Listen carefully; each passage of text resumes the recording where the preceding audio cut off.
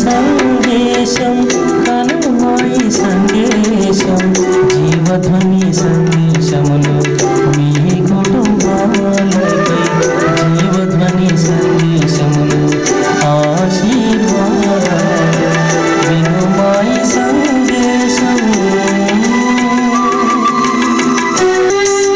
జీవధ్వని సందేశం మీరు వింటే కష్టాలు కన్నీళ్ళు మీకు ఉండవు జీవధ్వని సందేశం మీరు వింటే కష్టాలు కన్నీళ్ళు మీకు ఉండవు. ఈ జీవధ్వని సందేశం వింటున్న మీకు మా జీవం గల దేవుని మందిరం పక్షాన మీకు నా వందనాలు.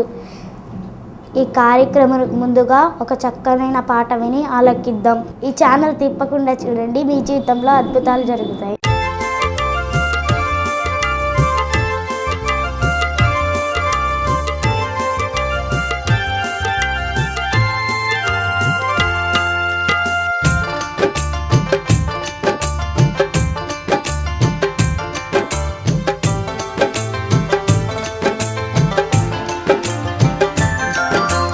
కొండల తొట్టున కనులెత్తుచున్నా నాకు సాయం ఎక్కడ వస్తుంది? కొండల తొట్టున కనులెత్తుచున్నా నాకు సాయం ఎక్కడ వస్తుంది? నీవే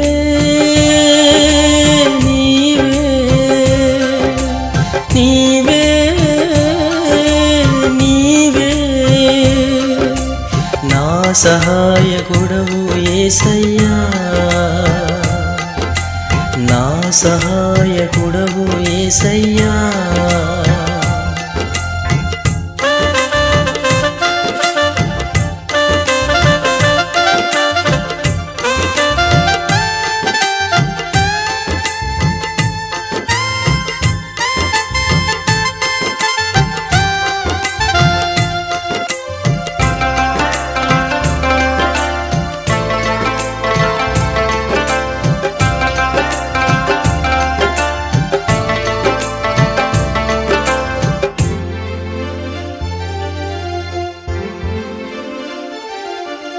నీవే మార్గము సత్యము జీవమని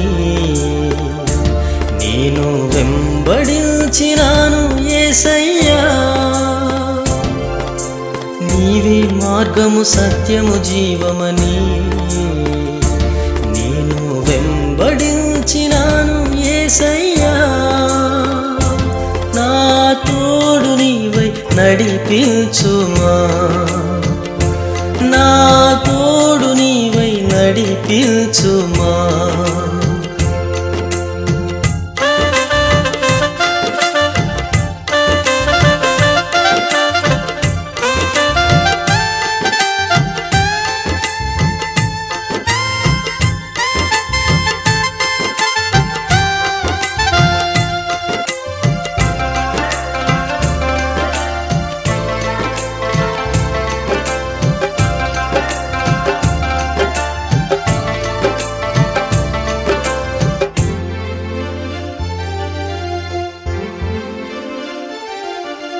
నీవే ఆత్మల రక్షణ కాపరివై నా బ్రతుకును మార్చిన ఆశ్రయ దుర్గమా.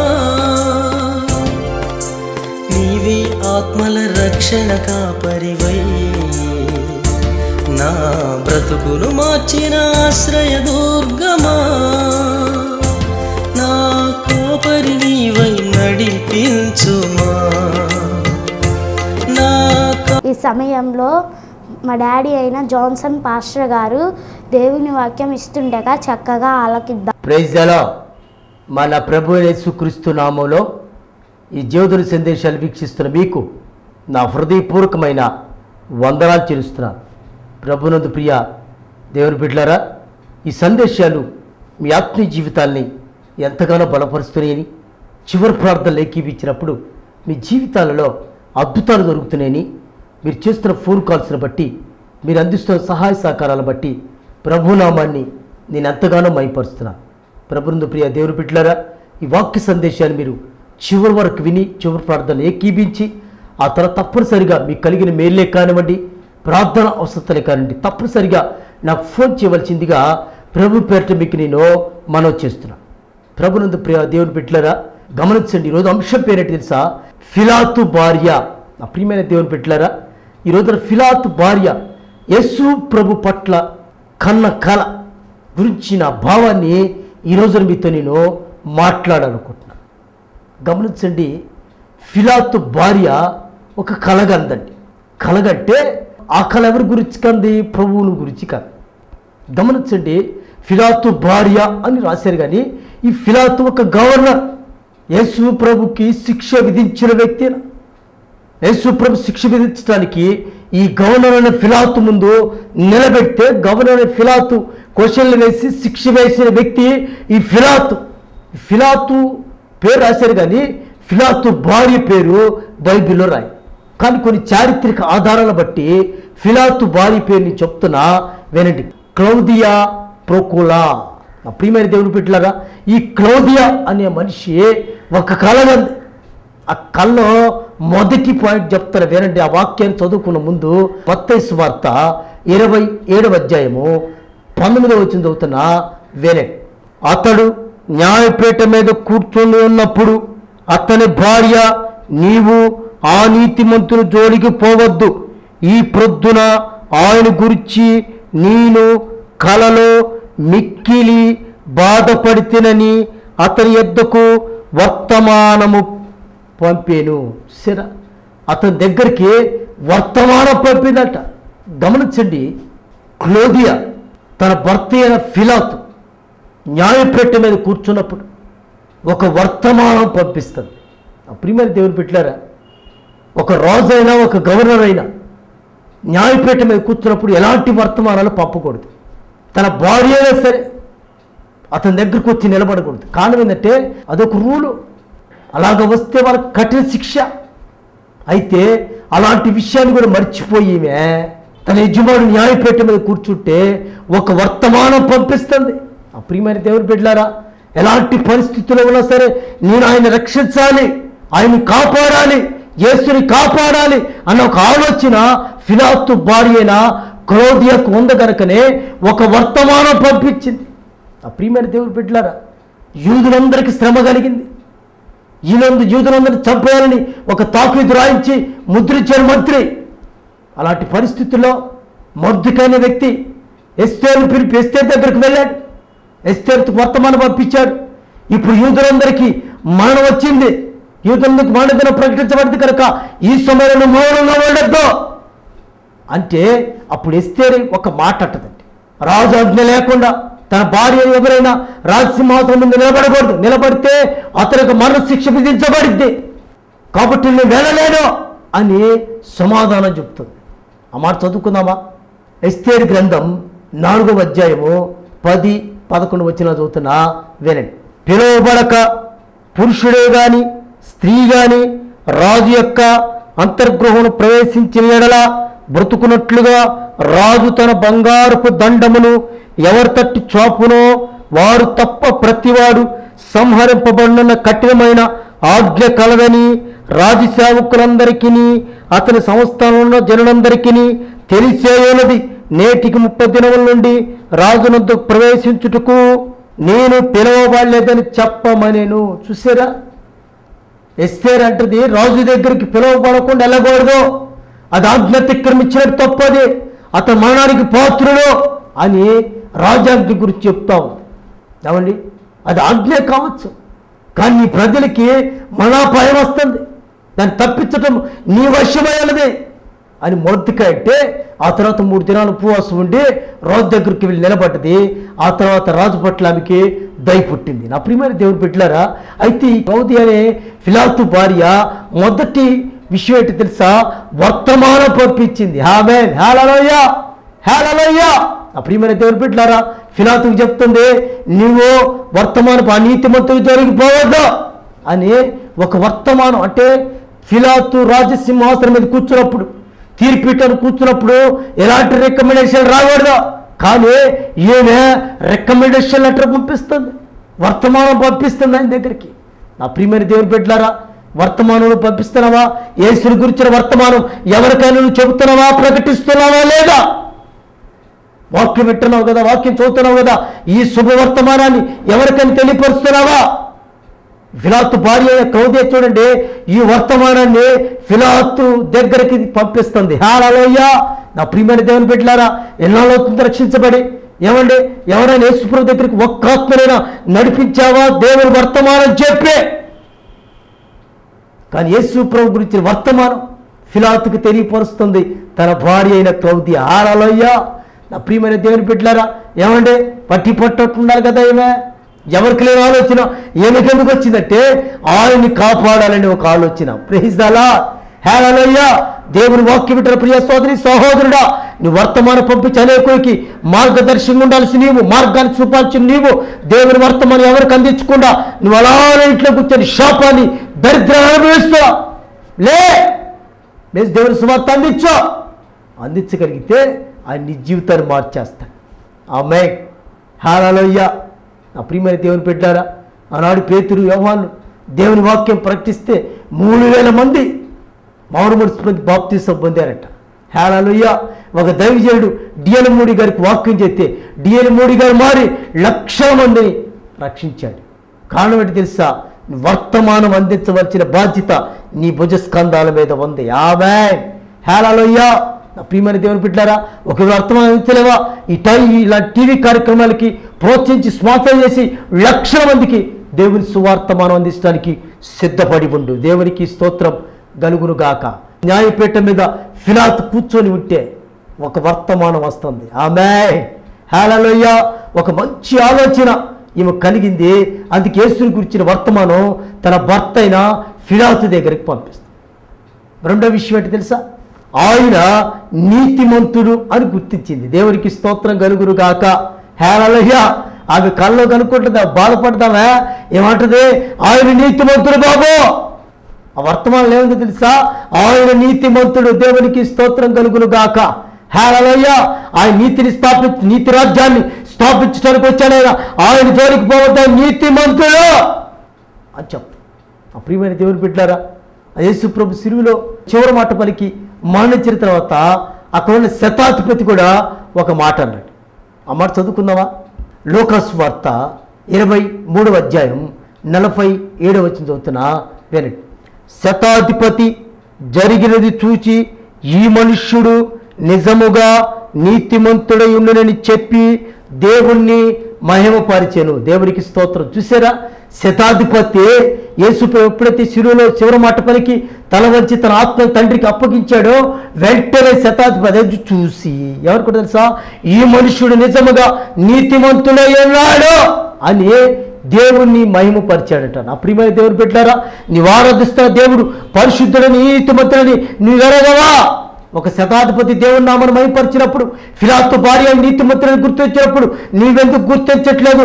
ఆయన నీతిమంతుడు పరిశుద్ధుడని రక్షకుడిని యేసని నీవెందుకు గుర్తించట్లేదు? నా ప్రభు చెప్తున్నాడు, ఈ రోజున గుర్తించు. ఆయన నీతిమంతుడై ఉన్నాడు. హల్లెలూయా! ఆయన నీతిమంతుడు కనుకనే నిన్ను నీతిమంతుడుగా తీర్చగలిగిన పరిశుద్ధుడై ఉన్నాడు ఆయన. అందుకే ఫిలాతుకి వర్తమానాలు పంపిస్తుంది. ఆయన నీతిమంతుడు బాబు, ఆయన అవినీతిమంతుడు కాదు. ఆయన నేరం మోపారే, వీళ్ళు అవినీతిమంతుడు. ఆయన నీతిమంతుడని నిన్ను కలగన్నాను అని నీతిమంతుడని సర్టిఫై చేసి వర్తమానం అందిస్తుంది తన భర్త అయిన ఫిలాతుకి. శతాధిపతి కూడా చనిపోయినట్టు అంటాడు, ఈయన నీతిమంతుడు. దేవునికి స్తోత్రం కలుగునుగాక. హల్లెలూయా! హల్లెలూయా! మళ్ళా అంటది ఆ లెటర్లో నీతిమంతుని చెప్పి అతను జోలికి పోవద్దు. చూసారా? రిక్వెస్ట్ చేస్తాం. యా ఫిలాతు గారు, మీరు మాత్రం నేను ఈ భార్యగా రిక్వెస్ట్ చేస్తున్నాను. ఎంతమందికో నువ్వు తీర్పిచ్చే వాళ్ళకి ఎవరికి కూడా నేను రిక్వెస్ట్ చేయలేదు. నువ్వు దయచేసి ఆ నీతిమంతుడు జోలికి నువ్వు పోవద్దు బాబు, ఆయన జోలికి పోవద్దు. నువ్వు దయచేసి ఆ తీర్పు నుంచి తప్పుకో. ఆయనకి అలాంటి తీర్పు, మన శిక్ష లాంటి తీర్పుని ఇవ్వద్దునేమో అని ఫిలాతు భార్య అనే క్లౌదియా రిక్వెస్ట్ పంపిస్తుంది, అతను జోలికి పోవద్దని. నా ప్రియమైన దేవుని బిడ్డలారా, వాక్యం వింటున్న జీవితంలో ఫిలాతు భార్యే ప్రభుని కాపాడాలని అంతగా ప్రయాసపడుతుంది, అంతగా ఆలోచిస్తుంది. యేసు ప్రభుని నువ్వు నరకానికి వెళ్తున్నావు, తప్పించడానికి, నరకోపాలు కాకుండా దేవుడి రాజ్యం మలించడానికి నీ ఎదుటిన్న వ్యక్తిని ఎందుకు మార్చలేకపోతున్నావు? నీకెందుకు రాట్ల ఆలోచన? వద్దులేచిన రాత్రి వరకు ఎంతోమందితో మాట్లాడతావు కదా, ఆ మాటలు ఈ మాటలు మాట్లాడుతున్నావు, కానీ దేవుడి గురించిన వర్తమానం చెప్పావా? రక్షణ మార్గంలోకి నడిపించడానికి ప్రయత్నం చేసావా?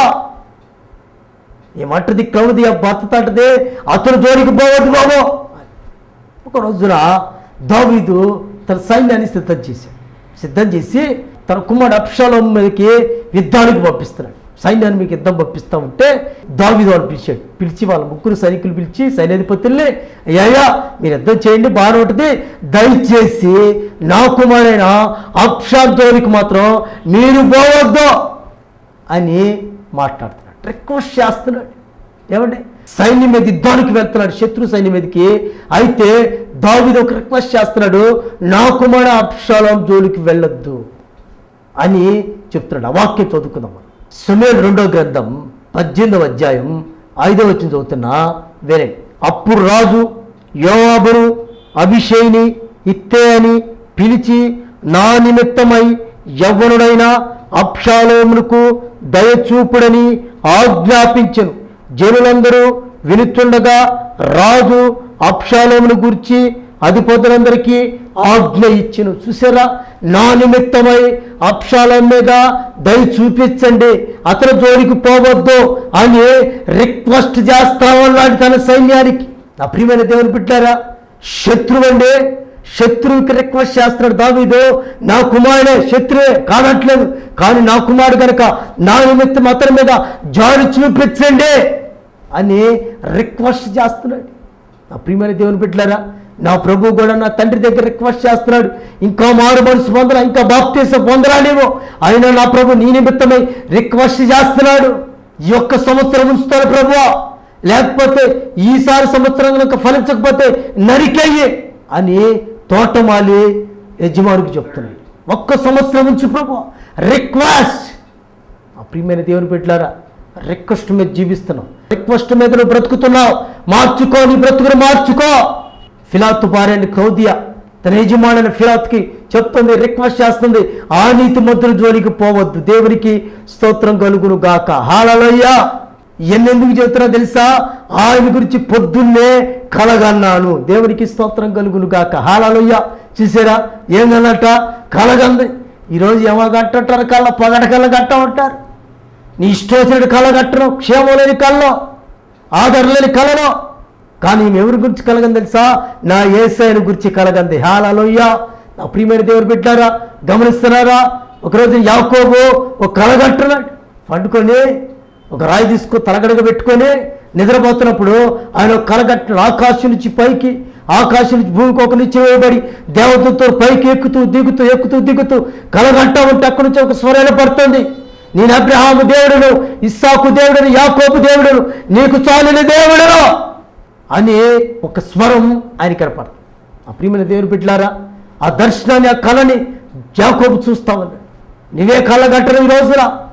ఏమంటే పనికి మళ్ళీ కళ్ళగట్టరు, కానీ పనికొచ్చే కళ్ళగట్ల. ఫిలాతు భార్య పనికొచ్చే కలగంది. హల్లెలూయా, హల్లెలూయా. యాకోబు కలగట్టా ఉన్నాడు దేవుడితో, దేవుడు యాకోబుతో మాట్లాడే కళ. చదువుకున్న మాటనే ఆదికాండము 28వ అధ్యాయం 12వ వచనం. అప్పుడు అతను కలగరేను, అందులో ఒక నిచ్చిన భూమి మీదను నిలబడి ఉండను, దాని కొన ఆకాశం అంటేను, దాని మీద దేవుని దూతలు ఎక్కుచూ దిగుచూ ఉండేరే.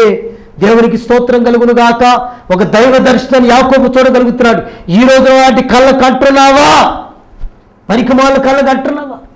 ఆ ప్రియమైన దేవుని బిడ్డలారు, అందుకే ఫిలాతుకి తన భార్య పంపిస్తుంది, అతని గురించి పొద్దున్నే కలగన్నాను. ఆమె హల్లెలూయా. ఆ కలగని ఏం చెబుతుంది తెలుసా? ఆ లెటర్లో, నేను మిక్కిలి బాధపడ్డాను. సరే, ఆ కళ్ళని మిక్కిలి బాధపడ్డాను బాబు, ఆయన గురించిన, ఆయన నీతిమంతుడు బాబు, ఆయన జోలికి పోవద్దు, ఆయన గురించి నేను మిక్కిలి బాధపడుతున్నాను. ఆయన సజీవుడు, పరిశుద్ధుడు, ఆయన జోలికి పోవద్దు. ఆయన గురించిన బాధ, ఆయన గురించిన కలత నా హృదయంలో ఉంది కనుక దయచేసి ఆయన జోలికి పోవద్దు ఆయన అనేసి ఆయనకి రిక్వెస్ట్ చేస్తాను. బాధ, నీకు ఇప్పుడు బాధ కలిగిందా? దేవుని వాక్యుట ప్రియ సోదరి సహోదరుడా, ఆయన ఇస్తున్న త్యాగం చూస్తున్న నీకు బాధ కలిగిందా? సిలువలో దొంగ తను చేసిన నేరాల విషయమై బాధపడతా ఉన్నాడు. చదువుకుందామా? లూకాసు వార్త 23వ అధ్యాయం 40-41 వచనాలు చదువుతున్నా వినండి. అయితే రెండో వాడు వాణ్ణి గద్దించి, నీవు అదే శిక్షా విధిలో ఉన్నావు గనక దేవునికి భయపడవా? మనకి ఇది న్యాయమే, మనం చేసిన వాటికి తగిన ఫలం పొందుతున్నాము గాని ఈయన ఏ తప్పిదము చేయలేదని చెప్పి ఆ దొంగ బాధపడుతున్నట్టుగా మనకు ఆ లేఖన భాగంలో కనిపిస్తుంది. నా ప్రియమైన సోదరి సహోదరుడా, ఆయన నీ కొరకు మరణించాడని, నీ కొరకు తిరిగి లభిస్తున్న విషయం తెలిసి కూడా నీ జీవితంలో మారుమరుస్తున్న కలగట్లా, పాపానికి పక్షాల్లో చేర్చుకోవట్లా. యేసు రక్తం ప్రతి పాపం నుండి పవిత్రులుగా చేస్తుండగా నువ్వు ప్రక్షాళన పొందు. బాధపడగలిగితే ఆమేన్, హల్లెలూయా. ఏమండి, గవర్నర్ వారికి బాధ ఎందుకంటే అంటే ఆయన నీతిమంతుడు గనక. దేవునికి స్తోత్రం కలుగును గాక. ఆ వర్తమానం విన్న ఆ యొక్క ఫిలాతు అంటున్నాడు, ఏ నీతిమంతుడు ఏ జ్ఞానం చేయలేదని నాకు తెలుస్తుందంటే అప్పుడు వాళ్ళు అంటున్నారు, అయ్యా నువ్వు గనక తీర్పిస్తే మాత్రం నువ్వు అతను వైపున్నావు, మీ చాటుపు చేస్తావు అని ఆయన భయపెడుతున్నాడు. ఆ ప్రియమైన దేవుని బిడ్డలారా, చూసారా? అప్పుడు ఫిలాతు అంటున్నాడు, నాకు ఈ నీతిమంతుడి రక్తంతో నాకు ఎలాంటి సంబంధమో లేదని గిన్నెలో నీళ్ళల్లో చేయగడుక్కుంటున్నాడు. ఆ ప్రియమైన దేవుని బిడ్డలారా, చూసారా? అతను తప్పించాలనే ప్రయత్నించాడు. కానీ వాళ్ళు అంటున్నారు, ఇతనొద్దు, మాకు బరబ్బర్ రిలీజ్ చేయండి అని చెప్పాడు. మరి ఎక్కువగా కేకలు వేశారు. ఫిలాతు భార్య క్లౌదియాకున్న మంచి కళ ఏంటో తెలుసా?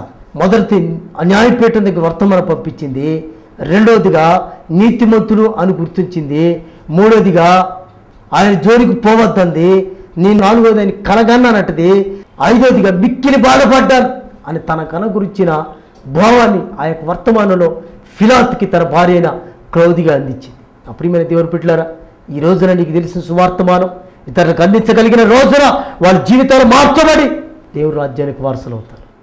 అలాగే నేను కనుక వర్తమానం అందిస్తాను ప్రభు, ఒకవేళ వర్తమానం అందించలేకపోతున్నాను, ఇలా టీవీ కార్యక్రమం స్పాన్సర్ చేసి లక్షల మందికి సువార్త అందిస్తాను ప్రభు అనుకుని తీర్మానం చేసుకుంటావా? నీ కొరకు నేను ప్రార్థన చేస్తాను. మీకు ఎక్కడ బలతుంటే అక్కడ మీరు చేపెట్టుకోండి, మీ కొరకు నేను ప్రార్థన చేస్తాను. ప్రార్థన చేసుకుందామా? ప్రార్థన.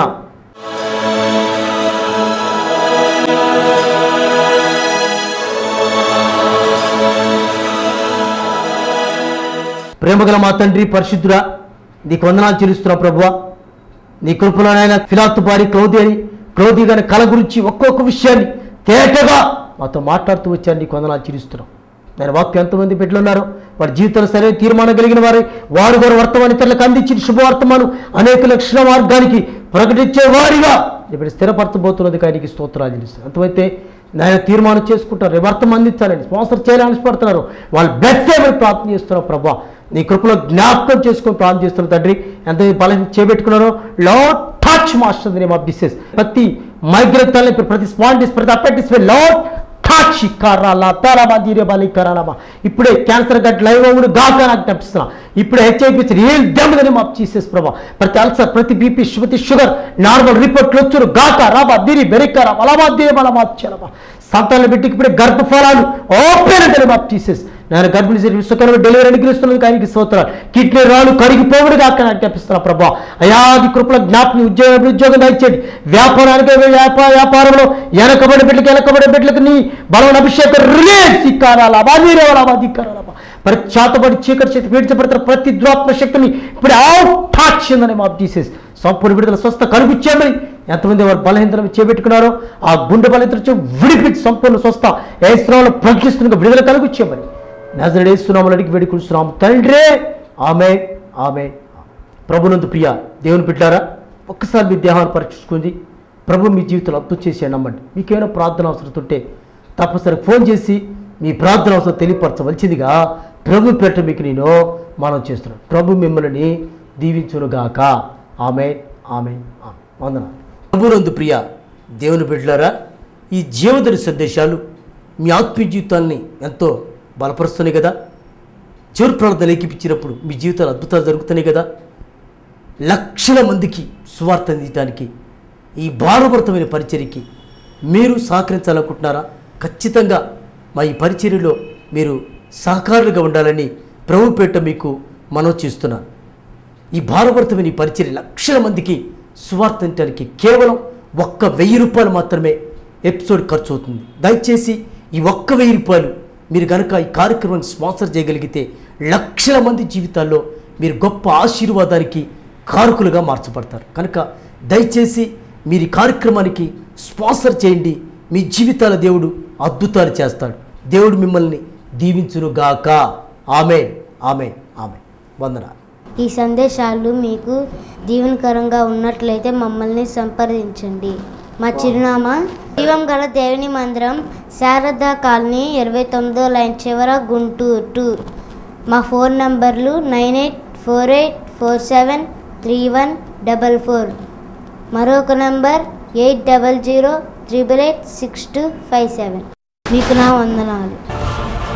ఈ ఆధ్యాత్మిక కార్యక్రమకు స్పాన్సర్ చేయదలిచిన వారు ఆన్లైన్ అకౌంట్ ద్వారా పంపించగలరు.